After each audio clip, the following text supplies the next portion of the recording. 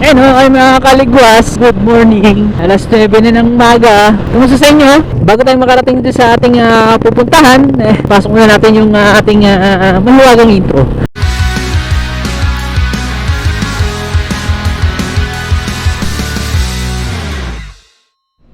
Ayan, mga kaligwas, muli, magandang umaga at kumusta sa inyo lahat. Kung bago ka sa aking channel at di ka pa nakasubscribe, huwag mo nang kalimutan na mag-like, mag-subscribe, and i-click din yung notification bell para notified ka sa lahat ng videos na i-upload ko dito sa aking channel. Ipapasok natin nga pala pa si Asno dun sa i-register natin siya as a delivery courier. So part-time sa Urdaneta, sa poblasyon.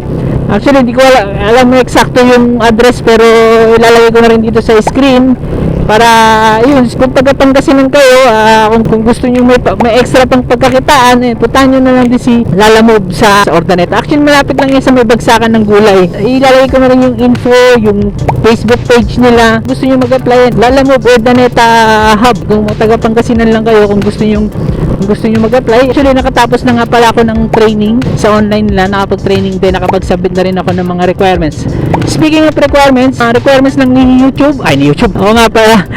Speaking of YouTube, di pa tayo maabot sa 4,000 watch hour. So, ayun, pag ginamit pa natin yung 4,000 watch hour, ay magpapagawa na ako ng sticker. Pasensya na kayo talaga doon sa mga humihingi ng sticker. Wala talaga pa akong maibigay. So, pagkano magpapagawa na tayo ng sticker. So, pasensya na rin kayo sa mga content ko kasi kung halo-halo yun. So, ayun guys, concept ko kasi talaga doon sa ano ko is kung ano yung meron, kung ano yung pwede ko mai-share sa inyo. Ayun, bahala na kayo.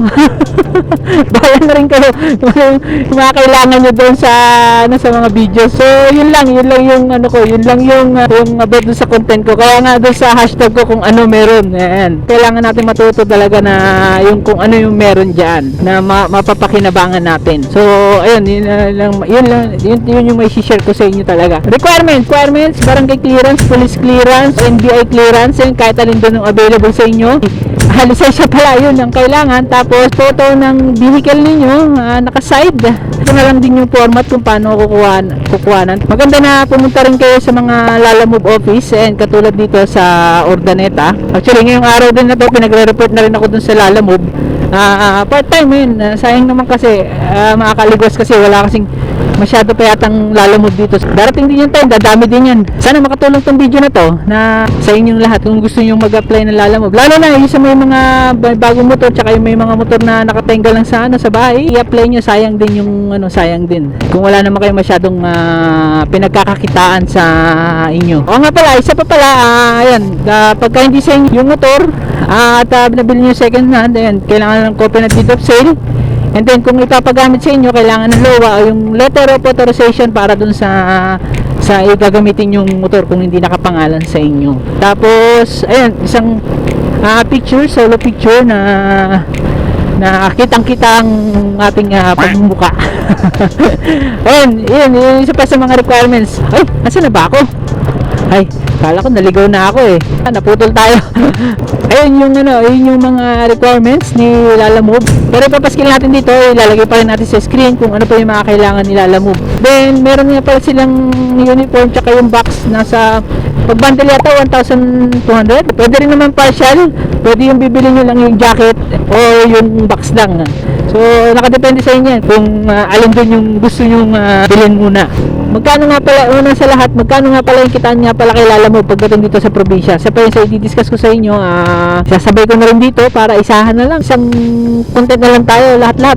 So yun, yung kitaan nga pala kay Lalamove dito sa probinsya, 28 pesos first 3 kilometers, and then after that, yung pag lumagpas na doon, yung 4 kilometer ni Lalamove, 10 pesos dito sa Pangasinan. So, na-discuss na sa akin yun. I-share ko na rin sa inyo kung magkano porsyento nga pala nila Lalamove. Yun, 20% ang kanyang porsyento kada biyahe. Halimbawa, sabihin natin yung sa 100, so 20 pesos sa kanya. Yun yung commission niya. Yun yung info about dun sa kitaan naman kay Lalamove. Mga kalabas, shoutout kay sir sa Lalamove. So, kung gusto nyo mag-apply, siya nahanapin nyo. Si sir, ano pangalan sir? Mark, okay, shoutout din. Yung mga instruction tsaka yung mga guide, sa kanila na yun yung tanong lahat kung ano pa yung gusto nyo itanong. So, shoutout ulit kay Sir Mark, tsaka kay Sir Hello. Shoutout. Lalamove sa Ordaneta, meron na po. Ang accommodate namin is buong Pangasinan. Visit kayo dito sa Ordaneta Hub, Lalamove. Dito sa Bagsakan Sentro, Consejo Street, Poblacion. Yun lang, wala na siya. Ayan, so, ayan, shoutout ulit. So, pauwi na tayo, tapos na, at tapos na rin itong video na to. Thank you.